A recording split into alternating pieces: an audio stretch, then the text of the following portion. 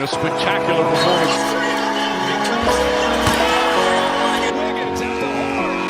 Curry from half court. Sometimes, something looks like it's been there a while. We are here, the 3 Points Podcast, Thomas, Wesley, and myself, after game one of the Western Conference semifinals concluded last night. The Golden State Warriors are taking the Minnesota Timberwolves. We were in Minnesota, and we came out with a win, 99-88. It was a defensive masterclass, especially on our end. The one thing that did happen in the game, super duper unfortunate, probably going to dictate the rest of the series and has made me very negative. We'll get the take of the other guys in a moment. Steph Curry left the game with a, what was it, right hamstring tightness, or what was it? Right hamstring strain. Strain. So, and the scary Yeah. part about it is if you look at the replays, you look at the game, he's just walking, and all of a sudden he started grabbing his right thigh, or left thigh, whichever one it is. Very, very unfortunate. When that happened, I was kind of like, it's over. It's absolutely over. We're losing our number one option. We're gonna be basically worse than what we were when Jimmy Butler was in here, right? Because Curry is the number one option. Um, however, to my pleasant surprise, we went out there and we got a win, and we were led by Jimmy Butler, and not in points, obviously, because Buddy Hield, 24 points, 5 for 5 from the free throw, 5 for 8 from the three, 7 for 19 from the field goal. Back-to-back huge games by Buddy Hield. Massive, massive. He's playing like all-star Buddy Hield, which we were seeing in the earlier part of the season. Before I kind of dive into the team stats, the individual stats, Thomas, West, open floor. How do you guys feel about this game? Thoughts, takeaways, future worries? You can go first, Thomas. Yeah, I mean, obviously the number one story is Buddy Hield continuing the momentum that he built in Game 7 and coming out and basically single-handedly winning this game for the Warriors. And again, we had no business really even competing in when you consider the fact that Steph is out. And I mean, going forward, obviously that's going to be the big story is can he keep this up?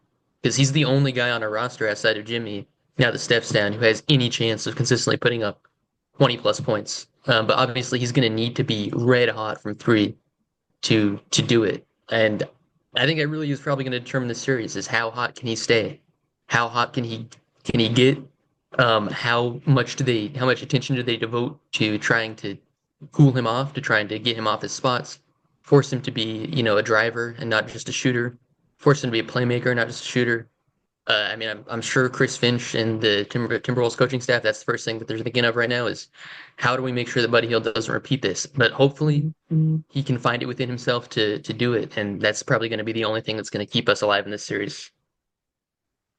Yeah, I did want to we're talking about Buddy Hield's offensive, how he impacts the offensive end. He also did a fantastic job guarding Anthony Edwards. And I know it was more of a team effort, you would say, but he still did a pretty good job of holding up against one of the premier drivers of the game. And I think that's kind of key because he is their entire offense. As great as Julius Randle has been against the Lakers, it's their offense is really humming when he's getting downhill and he's kicking it out to fantastic shooters. But kind of because we were able to contain him for the most part until he kind of got going again in the fourth quarter. That's kind of why we were able to keep them at bay for the most part. He was 0 for 10, I want to say, on jump shots. And then I think he only hit 1 or 2 jump shots the entire game. He obviously kind of got going downhill against Draymond, against kind of anybody towards the end of the game. But I think the story behind their offense kind of just not really being getting anything going is because he was supremely just locked down by Buddy for the most part, and then kind of our defense as a whole doing the tax job. So I think that's kind of the key going forward is how can we keep him kind of at bay. Yeah, I mean, kind of talk more about the details of the game. I think we have to give credit to ourselves for good defense, for sure. We're one of the best defenses in the league. And obviously, Steph is not a key role to our great defense. So, although he will be out, we will still have great defense. That is the good news, right? But you have to give a little bit of you have to be a little bit real and realize I highly doubt the Timberwolves are going to play that awful again. I mean, they were 0 for 15 from the three for the entirety of the first half. I think that's what the worst 3-point shooting half in NBA history. There was some stat that they were talking about. By definition, if they didn't make one, it's at least tied. You No, know. but like I mean, versus like another team could have been like 0 for 20, right? If they missed five Oh more yeah, yeah, threes, fair could have been enough. worse, Yeah. right? But regardless, one of the worst 3-point shooting halves in NBA history in a playoff game too, which is insane, even more insane, right? Um, it's like reminisce of the Rockets when they missed like what 19 threes in a row against us in game 7, right? 2018, It was 2017, 27 20, threes 27, 27 threes in a Yeah, row they missed. So in a I row. mean, That's yeah, and in a game 7 as well, right? Against us, yours truly, the Golden State Warriors. But I highly doubt it. I mean, for the entirety of the game, they were 17.2% from the three, 5 for 29. yep. I really doubt they're going to shoot that awfully again. And although we were playing good defense on Ant, for sure. I mean, it's the same as it is always with a star. You want to contain them. It's about damage control. The Luka Doncic, the LeBrons, the Stephs, the Ants, the Jokic's. You cannot expect them to be no shows. So when they do come out and are no shows, like Anthony Edwards was for 3 out of 75% of the game last night, you have to realize I think part was us getting lucky too. He was missing like wide open layups. He was missing like easy putbacks. He was missing a lot of shots where if he was in rhythm, he's hitting those. And maybe the outcome of the game changes significantly, right? Because it's not like our offense was looking really great in the first half, especially as well. Buddy Hield had a pretty struggling first half. He only had 2 points. Then he kind of obviously took it up a notch and he scored 22 points in the second half. But we weren't looking great. And if you look at, the guys other than Buddy and Jimmy, by the way, shout out Draymond freaking Green hitting 4 3-pointers, looking like 2016 Draymond, right? Looking like offensive player Draymond. I don't expect Draymond and Hield to put that level of performance offensively every night. And it's really hard for me to be optimistic. Now, what I could be optimistic for is the other gents. Podziemski, another bad game for him. 1 for 5 from the three, 1 for 7 field goal, 3 points only. Moses Moody, ooh, man, it's rough seeing him because I think it's a combination, a couple things. It's a bad stretch, and it's happening at the worst time possible, and then also playoff intensity, playoff pressure. 0 points, back-to-back 0 point games, if I'm not mistaken. 0 for 1 from the three, 0 for 4 from the field. -14 plus minus, the lowest plus minus on the team, including our boy Patty Spencer. He was getting some minutes last night, and I'm not gonna lie, I was being a hater. I was being like, why is he out there? He was doing his thing. Like he was doing decent defense. He was grabbing some rebounds, 4 points. He had 2 nice buckets. The one bucket he had the quick twitch kind of half spin move to the easy lay. Good stuff from him overall. But it's hard for me to believe that the Timberwolves will come out this weak and this poor. And it's also hard for me to believe that Buddy Hield will have a 20 plus point game again. Draymond with a 15 plus point performance. I just don't see it. I see those two to drop.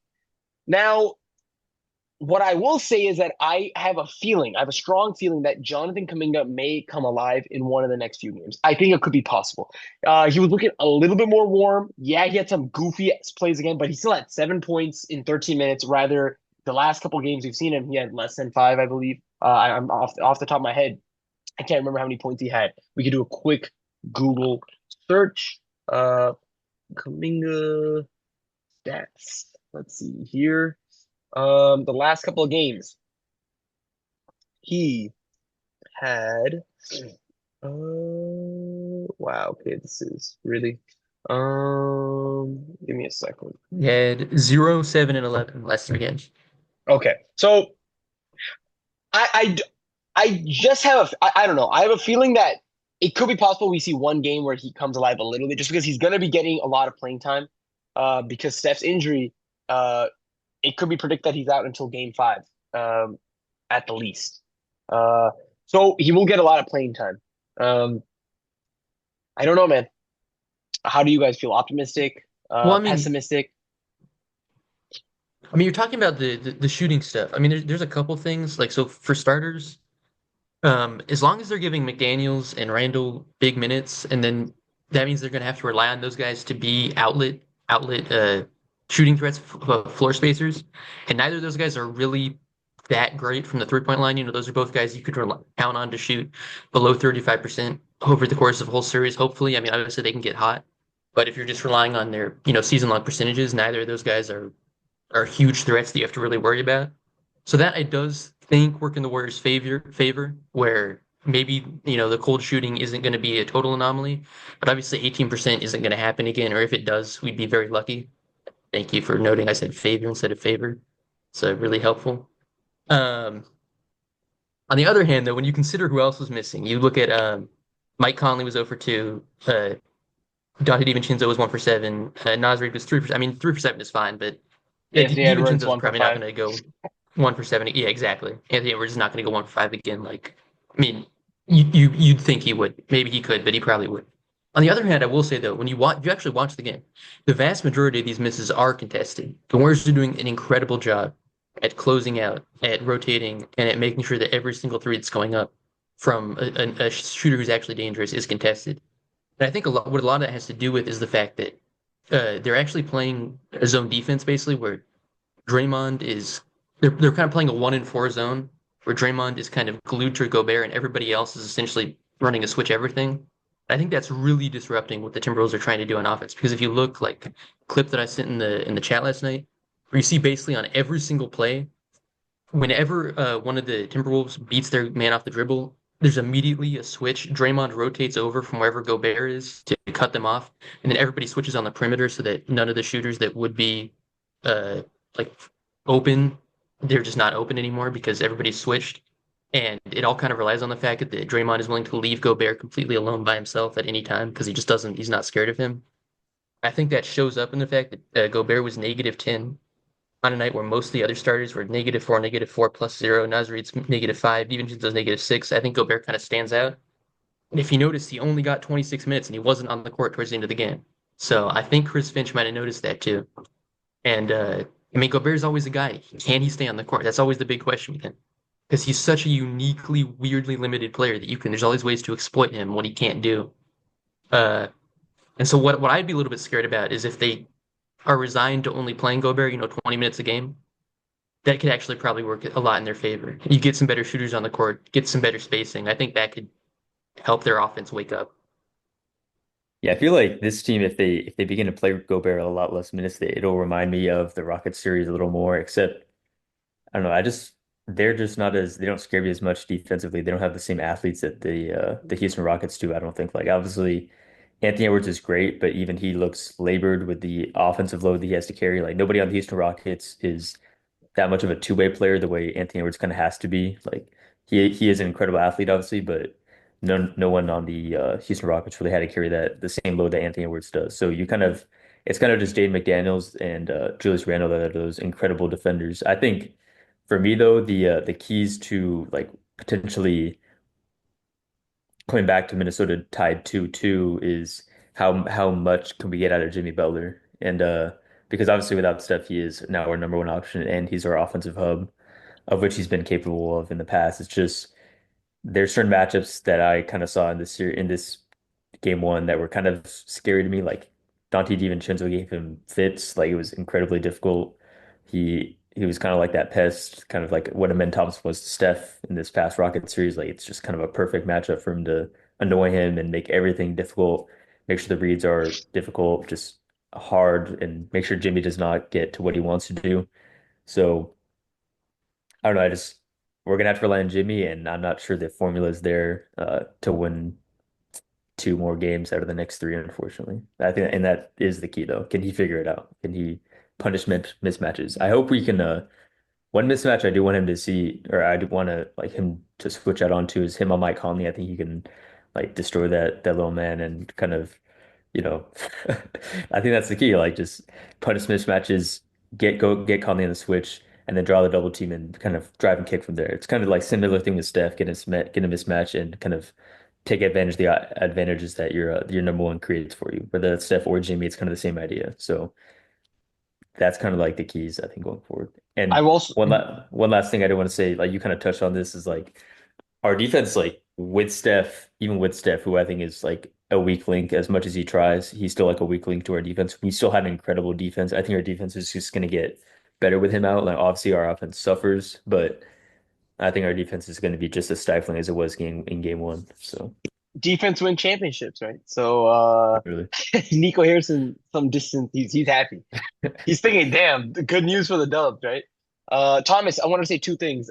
You mentioned last night a stat that was promising.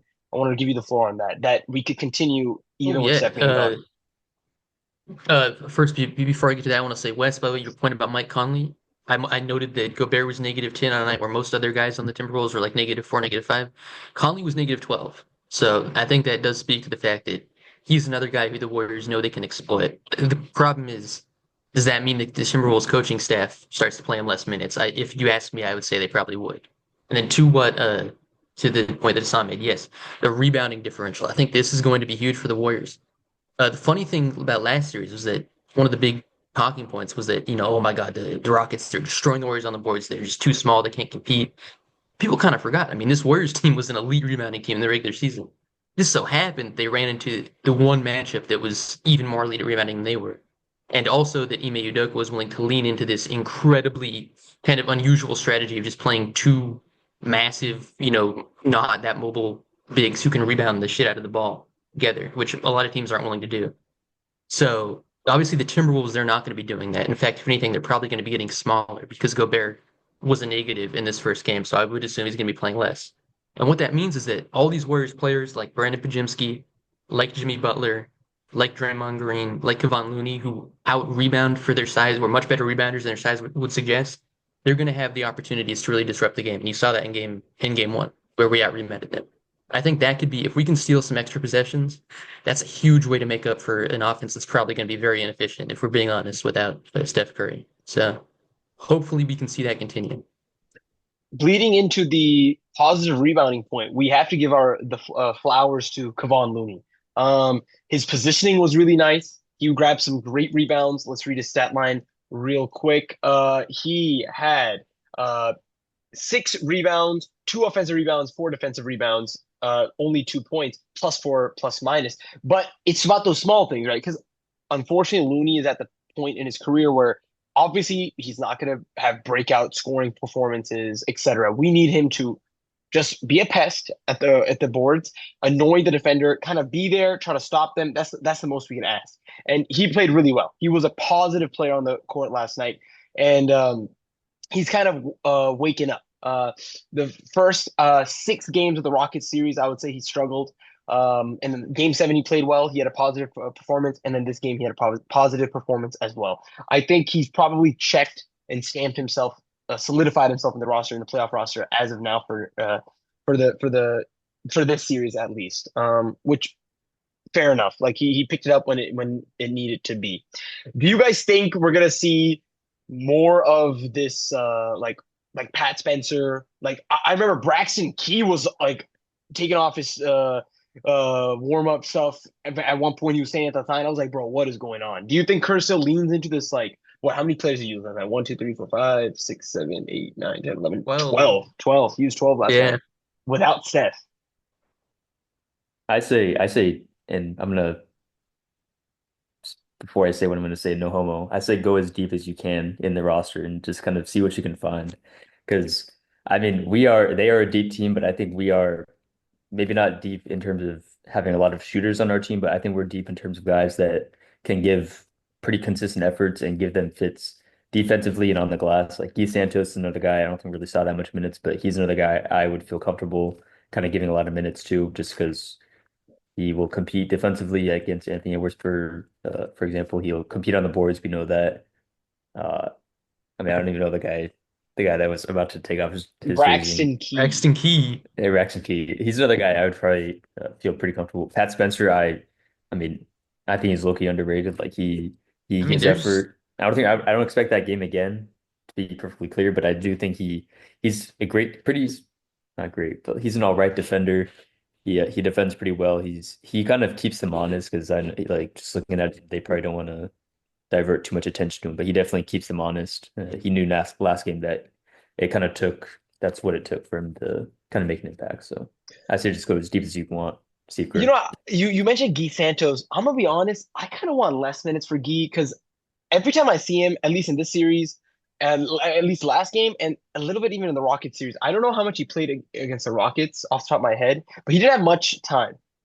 I feel like he kind of has no role. He's kind of getting beat at the rebounds. His kind of intensity and stuff is not it hasn't increased in the playoffs. And obviously we know in the playoffs intensity, pressure, aggression increases. And I don't think he's kind of keeping up, I guess, for a lack of better phrasing. I don't think he's being able to keep up. I don't know, Thomas, what do you think? Do you feel the same for Guy or Yeah, I don't think he's had very, super impressive minutes, but I wouldn't be opposed to him getting, 5 or 6 minutes a game to see if he can't show something. I think that's kind of going to be the theme going forward with the rotations is like, I mean, we've seen this throughout the whole playoffs, right? Role players are very streaky because they're not stars. If they were not streaky, they might be stars. But instead, they're role players. So they're going to have good games and bad games. And part of coaching in the playoffs, especially when you're missing your best player, is going to be giving guys time to show you how they're going to play that game, if that makes sense. Is like Gary Payton, is he going to have a game where he's hot from the corner and he's going to be a positive on offense, or is he cold from the corner and maybe he gets played off the court? Pavon Looney, is he competing on the glass or is he not competing? That could be the difference between whether you play him or post. Post, is he hot from three? That's the difference. It's whether he gets on the court or not. All these guys who like you have to let them show you something. They can't show you anything if they're on the bench. So you have to kind of mix and match a little bit, and then hopefully by the second half you figured out who's on that game, and who's going to actually be giving you positive minutes. So I would say anybody on the roster, give them 3 or 4 minutes. Pat Spencer, I think specifically, he's somebody who's played himself into like he needs to get like at least 10 minutes a game as long as steps out because he impacts the game positively. I think we've seen enough from him at this point to know that he's going to make smart plays. He kind of has a little sneaky like ability to attack the basket with that little baby hook thing he has going on. He can beat guys off the dribble. He makes smart passes. He doesn't turn the ball over. Like he's the absolute like ideal just like 10 minutes a game role player who's never going to hurt you, but probably isn't going to single-handedly win the game for you. So I think for him specifically, I would give him like 10 to 12 minutes a game. Yeah, you make a good point that they're role players, right? So you kind of really have to see who plays well, who doesn't, and it will be streaky. What's your guys' predictions, man? Mine definitely has changed. I was first saying us in five, and if Steph was here, honestly, this first game one solidified that for me personally. The first quarter and stuff, we were playing well, we were defending well. I think obviously on the defensive end, we will be playing elite defense as we do. But I think we will have a drop offensively. I think we will see a drop in Buddy Hield and Draymond's offensive production. Maybe an increase in Moody and Pod. So I don't know. It's tough to say. I I feel us losing next game. So series goes 1-1. Then we get back to the Bay. Man, it's tough. I can really see us losing both in the Bay as well. Without Steph, offensively, we become a mess. We've seen this time and time again. It just becomes really sloppy. And we just were really lucky last night that we had some sort of flow. Hield was hitting his shots. Butler looked kind of struggling a little bit too, by the way, offensively in scoring. That is. So it's tough. If Hield doesn't have his lights out, like on fire shooting streak, we lose last night because we didn't really have anyone producing, to be honest, consistently. So I could really, really see us, if Steph doesn't come back till game five, I could see us going down 3-1. I'm being extremely pessimistic. That's kind of my nature, unfortunately, especially over the last, 2023 season, 2024 season. Just that kind of, because that's what it's always kind of come down to, right? Oh, can people other than Steph step up? And in the past 2 seasons, we've seen that no, generally that can't happen. And especially for Pods and Moody, this is the worst time for them to have a rough stretch, especially Kaminga, right? Like, if those three guys could step up, which I highly, highly doubt, I could see us, but I'm pretty scared, guys. I'm gonna be honest. I'm gonna be brutally honest. I can see us going down 3-1. I really hope not. It could be 2-2 as well, but I have a bad feeling it could be 3-1. What do you guys think? I mean, all you have to do is, I mean, you have to 1 out of 3. That's what you're thinking right now. Is like, okay, if the idea is that there's a chance Steph comes back game five, you're thinking you want the series to be 2-2 come game five. So all you have to do is win one out of three, and all you have to do to win is replicate what you did game one. Because the reality is the game was basically tied when Steph went out, or was it? Maybe we were up like eight when he went We out, and already up. we finished. We were up, but I wouldn't say significantly. Yeah. Yeah. I mean, we won by 11. We weren't up by more than 11 when we went out. So it's not like we treaded water without him for a whole like three quarters basically. So if you could just repeat that for one game, like you're good. And it's 2-2. And I would say I'm decently optimistic that that could happen. I'll say because we don't yet know when I'm not making any predictions for the rest of the series because we don't yet know when Steph's actually going to be back. But I'll say by game five, I expect this to be a 2-2 series. I think especially considering the fact that Jimmy Butler has experience dragging teams full of entirely role players to wins in the playoffs. So I'm gonna give him the benefit of the doubt and say he can make it 2-2. I'm gonna be a little bold, and I'm gonna say that we're gonna come back to Minnesota up 3-1. I think we're gonna lose the next game, but I don't think we're losing in the Bay. I don't think we're losing in the Bay at all. I I think hope the so. defense is too elite, and I think that role players are gonna step up at home. I think that's one of the key things is our role players. They played well away. They're gonna play even better at home. So Honestly, look, the defense, like we repeated like 5 times in this episode, will not falter. The rebounding hopefully will not falter because Gobert will probably get less minutes. It's just about we need two guys with Butler to step up. That's it. We just need two guys with Butler to give 15 plus points, with Butler getting 23-ish to 28 points. We're winning. I wholeheartedly believe it. Now, I don't want to let my heart believe it, but there is a bit in me that thinks like, hey, we're due for a good game by Moody, by Pods, by um, Jimmy, by Jimmy, literally, right? So I could see it. I could see that. Look, the truth is this: it could be either or. I don't think anyone could give a shut case. It will be one or the other. Hell, we could. Obviously, like, okay, exaggerate, but like, okay, if these guys play how they did on Monday, we have three guys who are producing offense. They let's say they bump up their performance a little bit. Our defense is still elite. Like you guys said, they were missing tough shots. Our defense was great. We could sweep them, but it's obviously not likely that these guys will show up every day, right? The role players, like Thomas said. So I think it's funny. West is on one end, 3-1 lead for us. I'm on one end, 1-3 lead for them, a 3-1 lead for them, and then Thomas 2-2 in the middle. So one of us almost has to be right. You know what I mean? Unless we win 4-0, then I'll take partial credit for that because I say, hey, it could happen, right? So that would be insane. I'm excited to see it. Tomorrow night we play again in Minnesota. It's going to be a game without Steph, unfortunately. Look, fingers crossed. My gut is saying he comes back game five, game six. What That's do you how I guys think? feel too. That's Yeah. how I feel too, and I think we gentlemen sweep them. Yeah, I mean you have to factor in this is a playoff series. You have to factor that in. Like he's going to be pushing so hard to get back. So Yeah, so I guess we'll find out. Look, hey, if we play, let's say we play really well without Steph and these guys step up, maybe he could take a rest then. Because that is more important, brother. We were trying to go for the chip. We're trying to go for the chip. one last very important thing between games five and six, 3 days of rest. So in Bless other up. words, if he's not back game six, we're actually cooked because that means he's done. So six is at like the absolute latest, I think. That's a good Anyways, point. yeah. Look, good news was that he was walking normally. I guess like we're kind of coping here, like, oh, he was walking. Well, Impressive. yeah, impressive. Impressive. Yeah, KD was walking too, right? It's not Like KD was limping, bro. I I think mean, this so is was different. Steph though. Yeah, Steph was it's kind of true. limping, to be honest. Yeah. So it's tough to say, and obviously the front office will not leak anything. I mean, naturally, I don't blame them. I mean, they could email us at the 3 Points Podcast at gmail.com. I think that's our thing. Absolutely, Uh, exactly. so please let us know. Give us the insider scoop. We'd really appreciate that. So I think that's about it. Tomorrow, excited, nervous, but hey, man, it's the playoffs. I think I've mentally accepted that if we lose this round because Steph is injured, hey, it's okay. Next year, I'm confident. Jimmy and Steph and Dre have given me enough optimism to think that hey, there won't be like a drastic drop off in this next season. Although who knows, right? Like you can never kind of time it, right? It's not like okay, now there's that drop off. It just happens. That's how age works. You just kind of be like, damn, my limbs don't work like they used to, right? So, but I'm excited. I'm excited, and let's see what happens. We'll catch you guys in the next one.